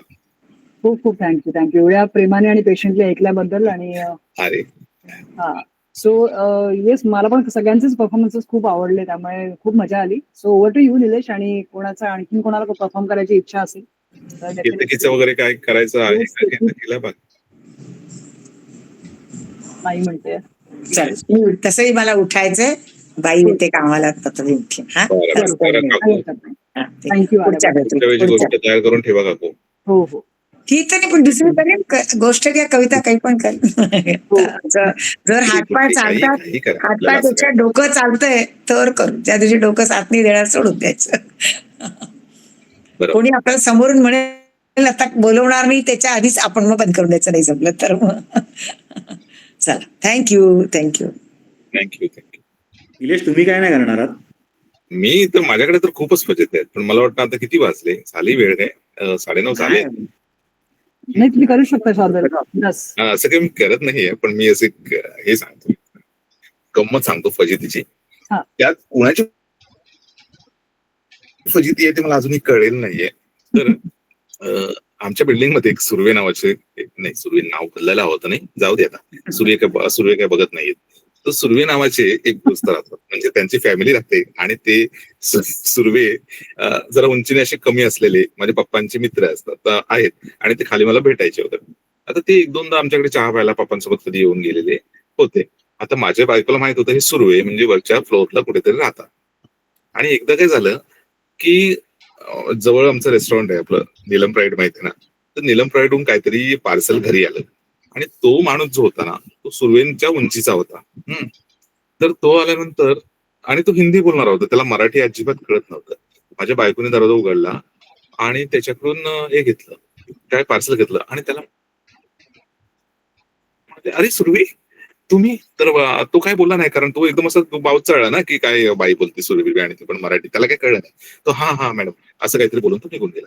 नंतर दुसऱ्या वेळेला म्हणजे हे एकदा झालं आणि परत असं एकदा झालं की हा सुर्वे काय म्हणतोय सुर्वे असं परत. तर मी हिला विचारलं सुर्वे कशाला येतात आपल्या दरवाज्यात जातात, तर म्हणे सुर्वे नाही रे, अरे ते सुर्वेच येतात ते प्राईड मधलं पार्सल घेऊन. बोलो सुर्वे कशाला प्राईड मध्ये पार्सल घ्यायला जातील आणि सुर्वे कशाला हे काम करतील, त्यांचं तर सगळं व्यवस्थित चाललंय, हे तुझ्या लक्षात आलं का.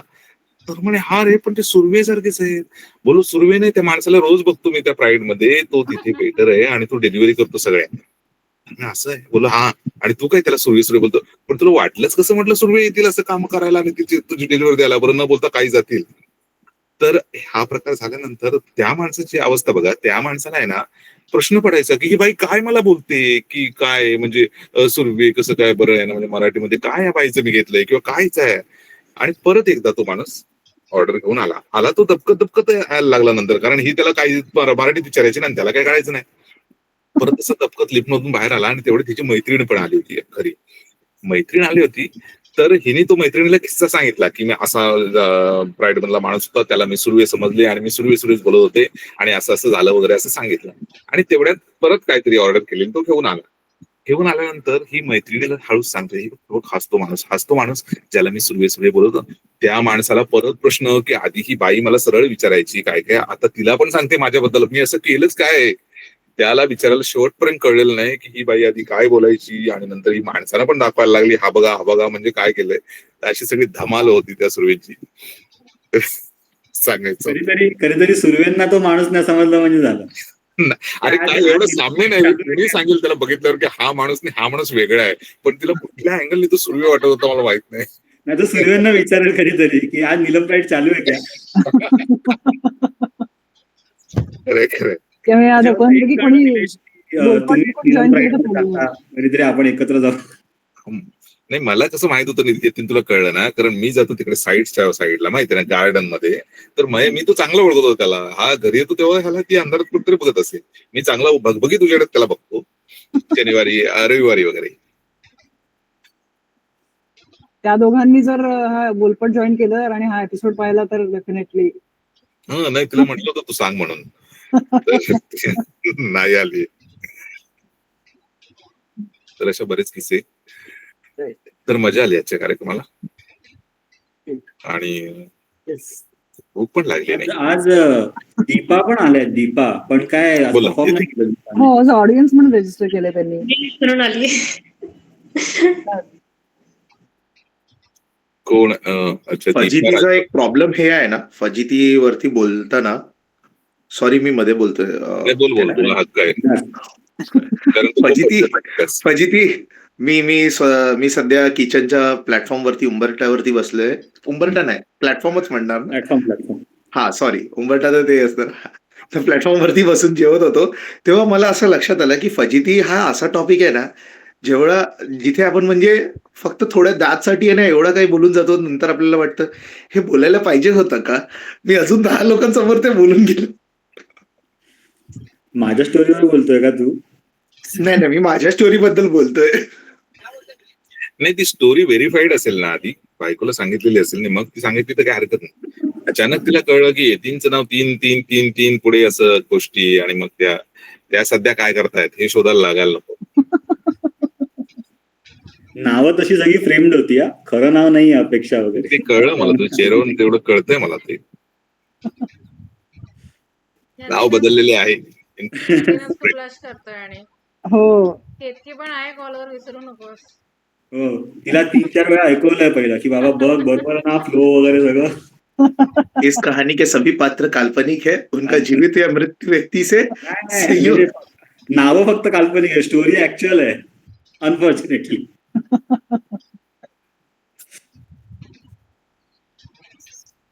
आणखी येस. मी ते आता म्हणालात ना 13-14 तारखेला काहीतरी आहे, ते काय एक्झॅक्टली म्हणजे हा. आहे मिस्टेक म्हणजे. सो हा, मी एक्झॅक्टली तेच सांगणार होते. लिहित राहा म्हणून आपण एक सदर सुरू केलं लास्ट टाइम, एकदा केलं होतं आपण ऑनलाईन. आणि बेसिकली आयडिया इज की एकत्र येणं आणि एखादा प्रॉम्प्ट किंवा एखाद्या काही ऍक्टिव्हिटीज घेऊन एकत्र लिहायचा प्रयत्न करणं. कारण लिखाणाचा पण सराव, जसं आपण वाचन काय वाचताय हे सदर घेऊन येते, केतकी करते, तिथे आपण वाचनाविषयी कुठलं पुस्तक वाचतोय आपण त्याच्यावर चर्चा करतो, तसं लिहिण्याचा पण सराव व्हावा. आणि कधी कधी कारण writing is a very soul असं हॅबिट आहे, कारण ती एकट्याने करण्याची ची गोष्ट आहे. पण कधी कधी मोटिवेशन नसतं, एकटं बसून लिहायचं, कोणी फीडबॅकसाठी काही नाही, पर्स्पेक्टिव्ह नाही किंवा शेअर करण्यासाठी नाही.